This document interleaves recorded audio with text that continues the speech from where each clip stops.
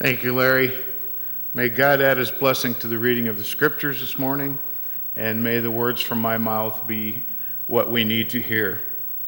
Have you ever been in a situation that was so difficult that you really didn't know what to do?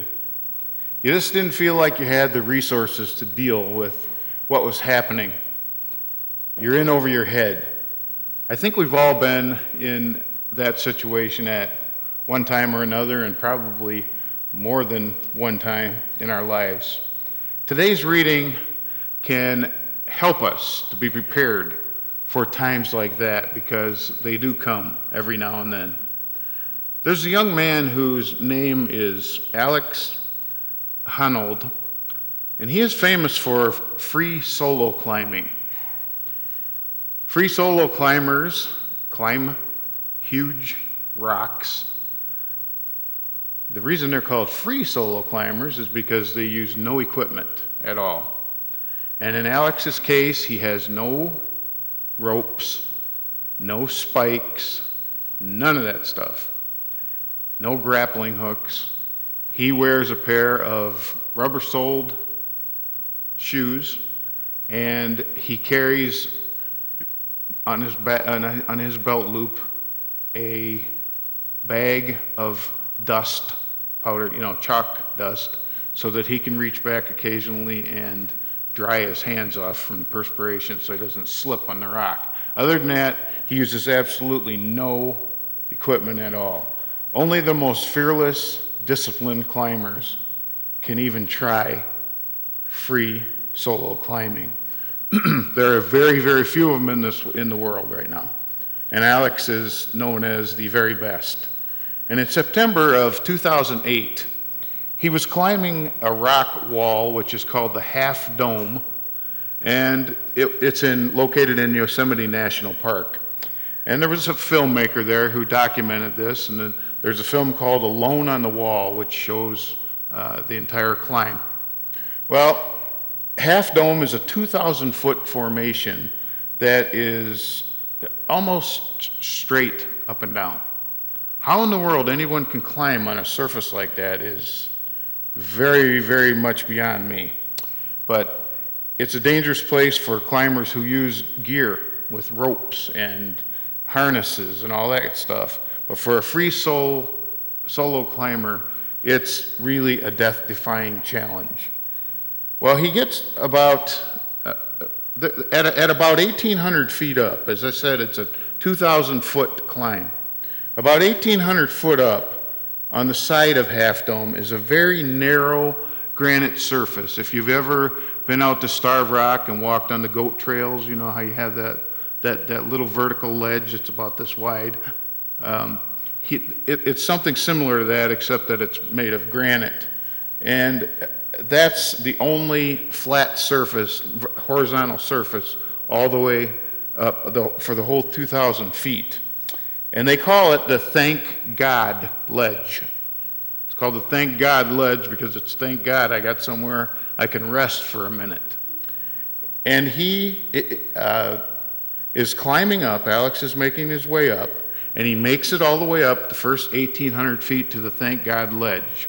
He gets there, and then I watched the film this week, and he gets there, and he stops, and he stands, and he looks around, and he has this sort of dazed, confused look on his face, and he stands there for a good period of time, maybe 3 or 4 or 5 minutes. And of course, nobody can talk to him because he's on the side of this rock, and he doesn't have any mic or anything on, so no one knows what's going through his head, but he stands there as if he's afraid. He stands there for, like I said, a few minutes,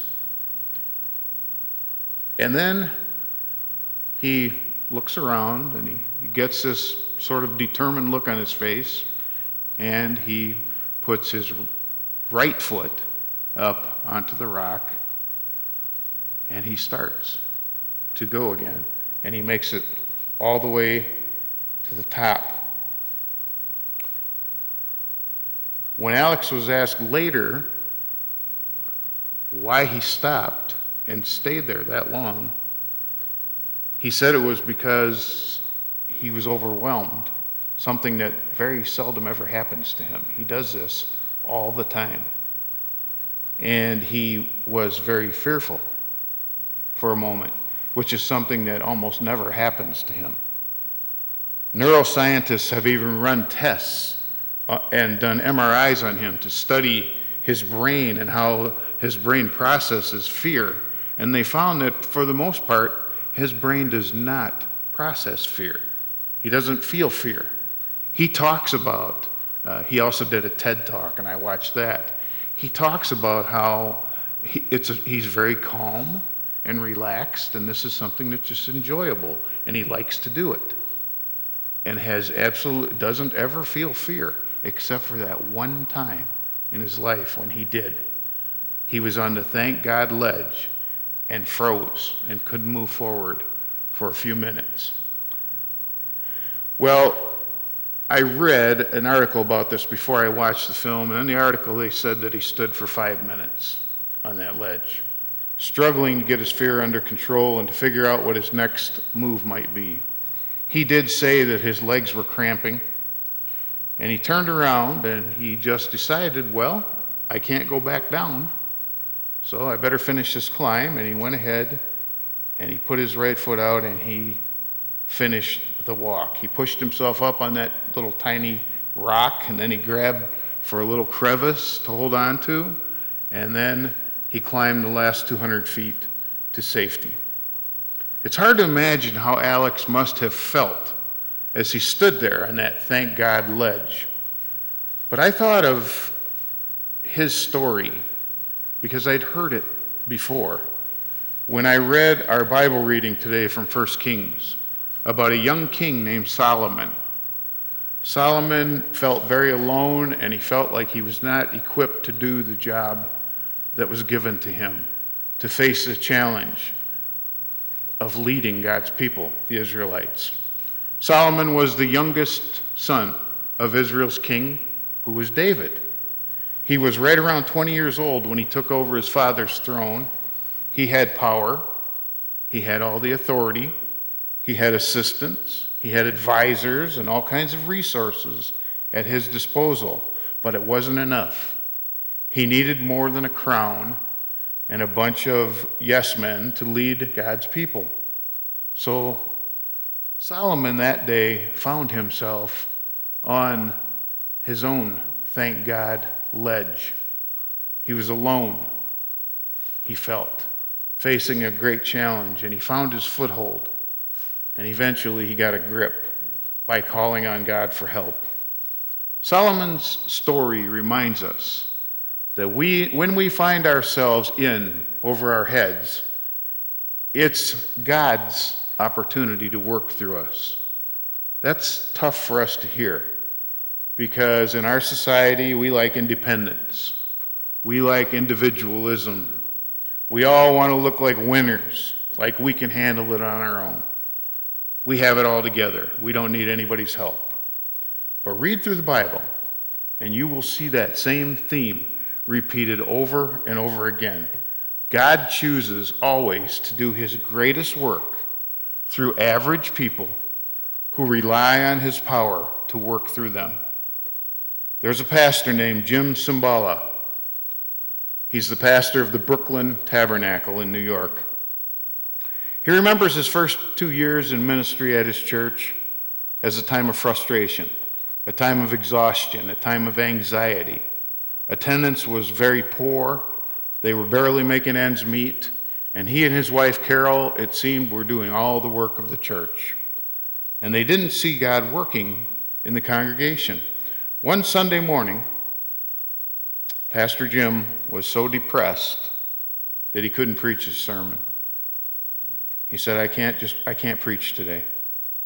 I'm too depressed. And he asked the congregation members who were there that day to come to the altar and to spend some time in prayer with him.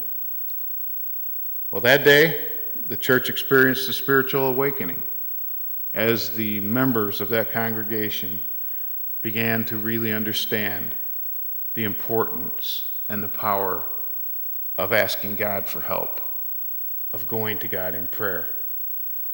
And he said that afterwards, God spoke to him, and he realized that he had not really asked God to guide him and asked God to help him in his ministry.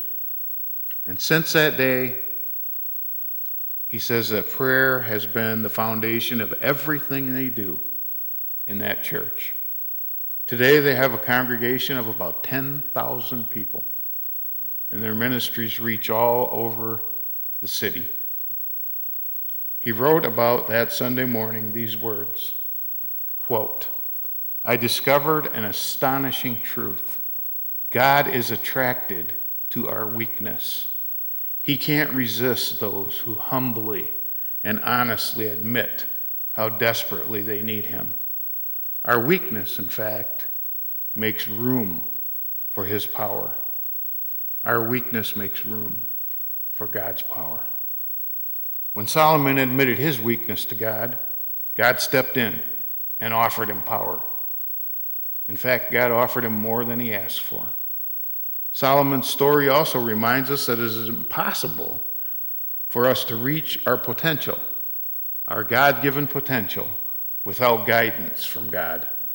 In Genesis, God created humans in God's image for the purpose in living in an intimate, trusting relationship with him. In their relationship with God, Adam and Eve had access to all of God's character, all of God's power, all of God's wisdom, right there with them. Their lives were aligned perfectly with the will and the purpose of their Creator. But we all know what happened. I've heard somebody suggest that Solomon's request of God that day was an opportunity to undo the damage that Adam and Eve had done in the Garden of Eden. Because you see, Solomon did exactly the opposite. While Adam and Eve decided that they were going to eat from that fruit, now they were able to distinguish right from wrong, and they also lost access to all those wonderful things. Solomon did the opposite. He asked God for a discerning heart. He asked God for the ability to do right, to know right from wrong, and to act on it. He asked for wisdom. The Hebrew word used here for discerning, which is what he asked for, can be translated as listening. Solomon is asking God for a heart to listen to God, to rely on God's guidance instead of doing it alone. He's asking for a second chance to walk with God, to see life through the eyes of God, to rely on God's power instead of his own power. If we had that ability, even to a small degree, to listen to God and to see life through God's eyes, it really would eliminate all kinds of confusion and anxiety and stresses in our life. We would find meaning and joy in using our skills and our opportunities to serve and to glorify God, our Creator. Our weakness makes room for God's power. We need God's guidance. And finally, Solomon's story reminds us that our life is not about us. Our life is a story to the rest of the world of what can happen when God adds his awesome power to our average abilities. Saint Teresa of Avila was a Spanish Carmelite nun who lived in the 1500s. And as she traveled all over Spain, establishing monasteries, she took an uneducated young lady with her named Anne of St. Bartholomew. After Teresa died, Anne was promoted and given the opportunity to serve that seemed to be way beyond her ability. She felt unworthy. She felt unequipped for the ministries which were given to her. Eventually, she was asked to do what St. Teresa had done, was to go start some new monasteries in foreign countries. She knew that she was in over her head, so she complained to God repeatedly, saying, "Lord, How can you ask all this of me? I am nothing but straw. And she prayed this prayer many times. And then one day, she said she heard the voice of God. God said, when she said, I am nothing but straw, God's answer to her was, but it is with straw like you that I light my fire. Because we are human and we are so limited, we forget that we are created to shine. We forget that we are created to show the image of God to the rest of the world and the actions of the kingdom of God to the whole world. Every action we take has influence on others. It has eternal influence. Our daily lives are meant to be a reflection of God's character and purposes and God's glory. Solomon asked for a discerning heart. He asked for the knowledge to tell right from wrong, so that the kingdom of Israel would reflect the character and the purposes and the glory of his God. Sadly, like all of us, because we're human, he had his failings, and he sometimes failed to listen to and to follow God, just like we sometimes do. But God never gave up on him, and God never, ever gives up on us. Over the next period of time, Solomon was a wise and good and faithful leader. And not only did he have the things he asked for, the discernment, the good judgment, the wisdom that he asked for, but God gave him much more. He gave him riches and he gave him a long life as well. God always gives us more than we ask for if we're faithful to him. In 1937, there was a young man named Marion Wade who started a residential cleaning and moth-proofing business.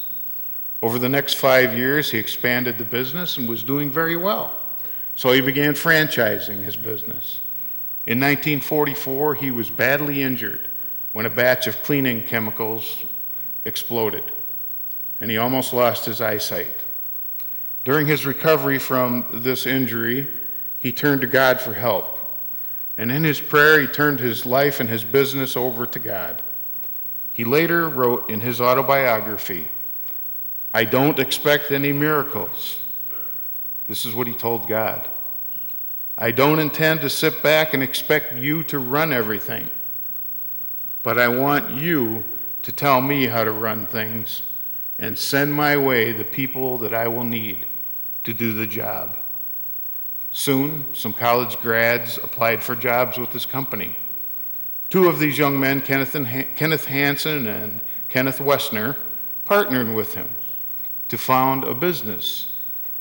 The name of the business is Service Master. You may have heard of them.